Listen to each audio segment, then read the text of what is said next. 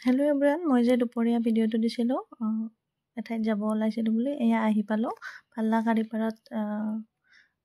মহাশিৱৰাত্ৰি পূজাৰ পিছদিনাখন ইয়াতে মানে ডাঙৰকৈ নিজৰ ঘৰত পতা হয়। মনোজ বাপা আপোনালোকে হয়তো চিনিয়ে পায়, আমাৰ অঞ্চলৰ মানুহে মনোজ বাপা বুলি ক'লে আপোনালোকে সকলোৱে চিনিয়ে পায়। তেখেত মোৰ নিজৰ ডাঙৰ মামাৰ ল'ৰা হয়। তেখেতে তেওঁৰ ঘৰতে নিজাকৈ বহুত ডাঙৰকৈ মনোজ বাপা নিজাকৈ বহুত ডাঙৰকৈ শিৱ পূজা ভাগৰ আয়োজন কৰে। ইয়াতে বহুতো ভক্তৰ সমাগম দেখা যায়। বহুতেই তেখেতৰ মানে এই যি ভক্তৰ তেখেতক বহুত বিশ্বাস কৰি এই পূজাখনত আহে। মানে তেখেতে বহুতৰে সমস্যাৰ সমাধান কৰি দিয়ে আৰু এয়া দেখিছেনে, বিভিন্ন ঠাইৰ পৰা সাধক সাধিকাসকল আহি বাবা শিৱৰ পূজা ভাগ কৰে। আৰু এই পূজাৰ যি ভাগ প্ৰতিমা দশভুজা ৰূপত, মানে শিৱ বাবাৰ দশভুজা ৰূপত এই প্ৰতিমাখন স্থাপন কৰা হয়।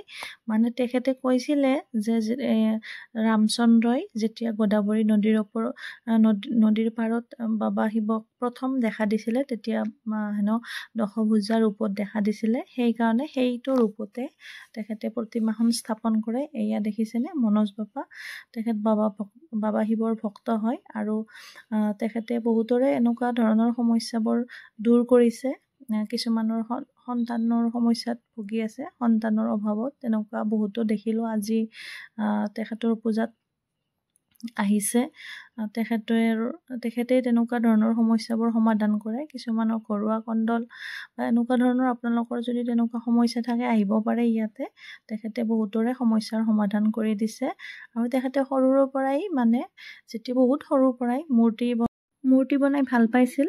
গতিকে সেইটো এতিয়া প্ৰফেচনেলি হৈ গ'ল। তেখেতৰ পৰা বহুতো বিভিন্ন ঠাইৰ পৰাই মূৰ্তি নিবলৈ আহে, মূৰ্তি বনোৱা তেখেতে কামটো কৰে। আৰু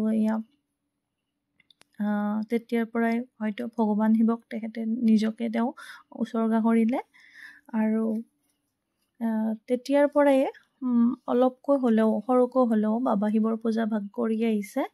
আৰু এতিয়া প্ৰায় কেইবছৰমানৰ পৰা ডাঙৰকৈয়ে আয়োজন কৰে ঘৰত পূজা ভাগ।